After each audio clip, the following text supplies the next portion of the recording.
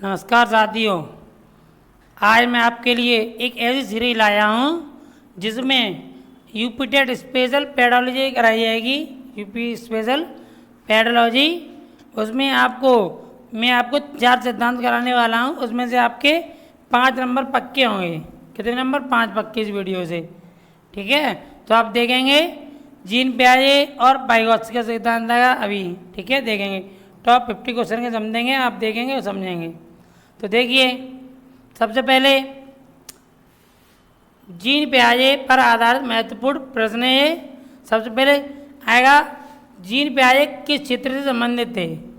तो आप जानते होंगे कौन है? संज्ञानात्मक विकास, कॉग्निटिव डेवलपमेंट। इसका हमारा दूसरा क्वेश्चन है, जीन पियाजे के अनुसार बालक का विकास किस पर आधारित होता है? तो यहाँ से संज्ञानात्मक मतलब क्या होता है? मेंटल, यानी मेंटल का मतलब क्या होता है? मानसिक।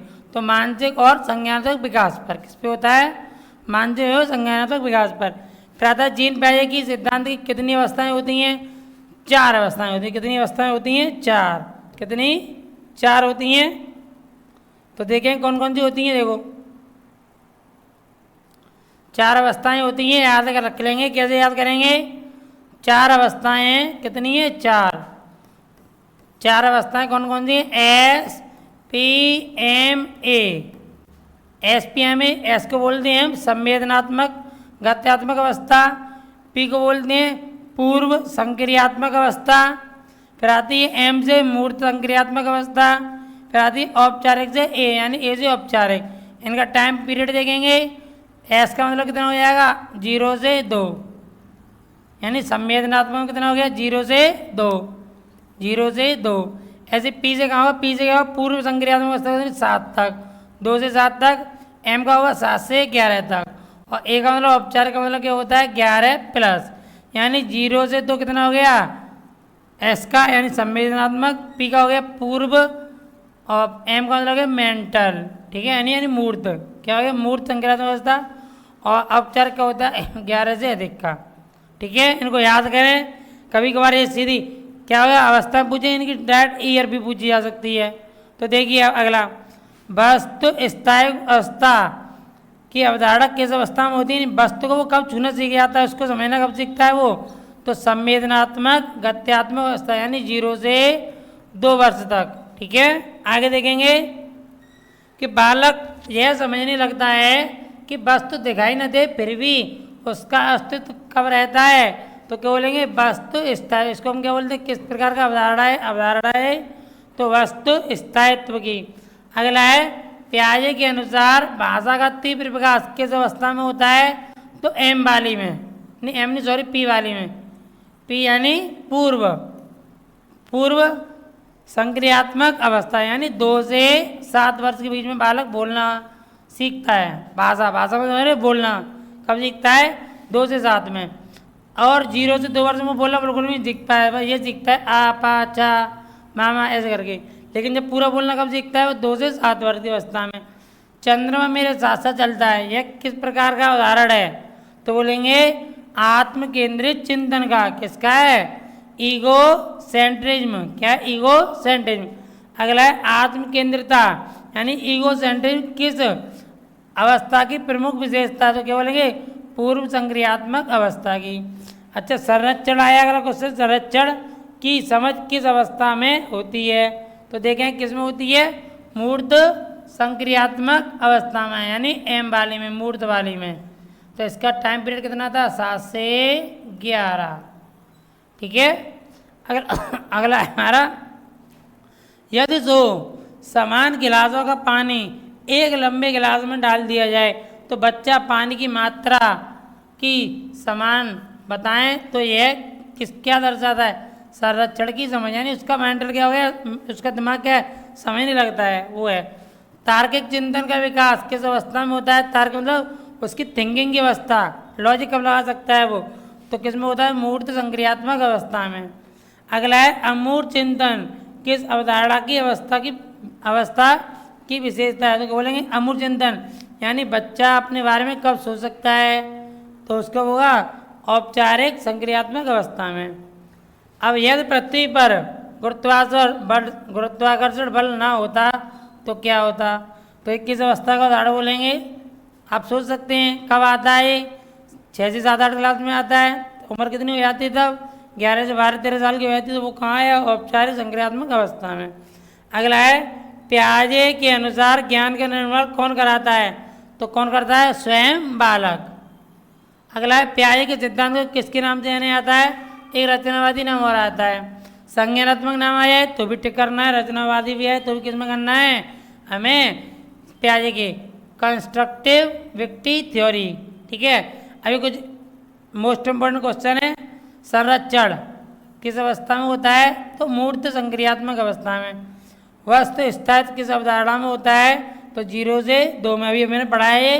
अगला है पियाजे के अनुसार संज्ञानात्मक विकास की कुल कितनी अवस्थाएं होती हैं, 4 बताई दिया मैंने, एस पी एम ए। ठीक है, अगला है आत्म केंद्रित किस अवस्था का प्रमुख विशेषता है, तो कौन सी हमारी आत्म केंद्रित पूर्व संक्रियात्मक। अमूर्त चिंतन किस अवस्था से विकसित होता है, तो किससे होता है, डी, यानी डी का मतलब समझ लो 11 वर्ष के बाद। ठीक है, अगला है हमारी इसकी सुपट्रिक है याद करने की, पूर्व मूर्त औपचारिक। सबसे बड़ी है एस पी एम ए, इसको याद करो आराम से याद हो जाएगा, कोई जरूरत नहीं। आगे आएगा हमारा वाइगोत्स्की, क्या है वाइगोत्स्की। तो वाइगोत्स्की किसके थे, टॉप 20 क्वेश्चन के समझेंगे। सामाजिक सांस्कृतिक सिद्धांत किसका है, हमारा वाइगोत्स्की का। वाइगोत्स्की के अनुसार बालक का विकास मुख्य रूप से किससे प्रभावित होता है, तो सामाजिक नाम है तो क्या होगा, समाज से प्रभावित होगा, यानी सामाजिक एवं सांस्कृतिक वातावरण से। ZPD की फुल फॉर्म पूछी जाती है, जोन ऑफ प्रॉक्सिमल डेवलपमेंट। अगला है निकटस्थ विकास क्षेत्र, यानी JPD से क्या तात्पर्य है, तो वह अंतर जो बालक स्वयं कर सकता है और सहायता से कर सकता है, वो किसकी फुल फॉर्म होगी, JPD की, JPD से हो जाएगा। वाइगोत्स्की के अनुसार सीखना किसके माध्यम से सर्वाधिक प्रभावी होता है, तो सामाजिक अंतः क्रिया। आगे इसके फोल्डिंग की अवधारणा, यानी सहारा की अवधारणा किससे संबंधित है, तो बोलेंगे वाइगोत्स्की। इसके फोल्डिंग का अर्थ बताइए, तो शिक्षक या अनुभवी व्यक्ति द्वारा दी गई अस्थायी सहायता। आगे वाइगोत्स्की के अनुसार भाषा का विकास किसमें महत्वपूर्ण भूमिका निभाता है, तो संज्ञानात्मक विकास में। स्वयं से बात करना यानी प्राइवेट स्पीच किस सिद्धांत संबंधित है, वाइगोत्स्की से। प्राइवेट स्पीच का उद्देश्य क्या है, समस्या समाधान और आत्मनियंत्रण। वाइगोत्स्की के अनुसार सीखने की प्रक्रिया कब अधिक प्रभावी होती है, जब शिक्षक उचित मार्गदर्शन प्रदान करे।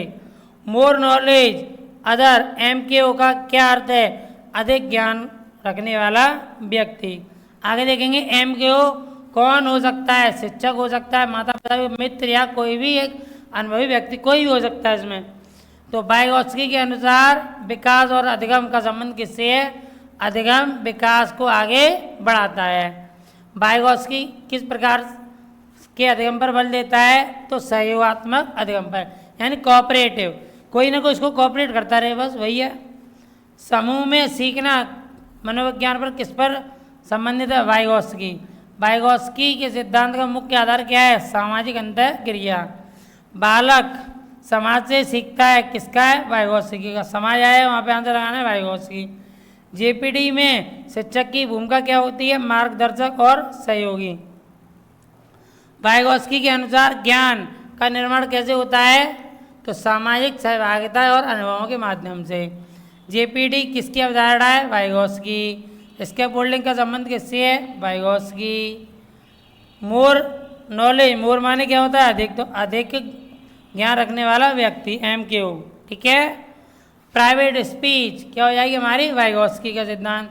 वाइगोत्स्की के अनुसार सीखने का सबसे महत्वपूर्ण आधार क्या है हमारा, सामाजिक अंतःक्रिया। इसकी एक सुपर ट्रिक है, उसको याद रखेंगे। वाइगोत्स्की लगभग मतलब सोशल लर्निंग, तो V से क्या बोलेंगे, याद रख लेना, इसको लिख लेना कॉपी पे। V for value of society, समाज का महत्व। बाई योर गाइडेंस, यानी शिक्षक या मार्गदर्शक। G फॉर ग्रुप लर्निंग, समूह अधिगम। O for other person, MKO। T for talk यानी प्राइवेट स्पीच। S मतलब scaffolding. K for knowledge construction. Y को जोन ऑफ प्रॉक्सिमल डेवलपमेंट यानी ZPD। ओके, ये वाइगोत्स्की के पूरे हुए एक ही लाइन में। अब एक लाइन है याद रखने के लिए, पियाजे कहता है कि बच्चा कैसे सीख सकता है, स्वयं, जबकि वाइगोत्स्की कहता है बच्चा समाज से सीखता है। बहुत इंपॉर्टेंट लाइन है। आपको ये क्लास अगर पसंद आती है सब्सक्राइब करें, लाइक करें। धन्यवाद।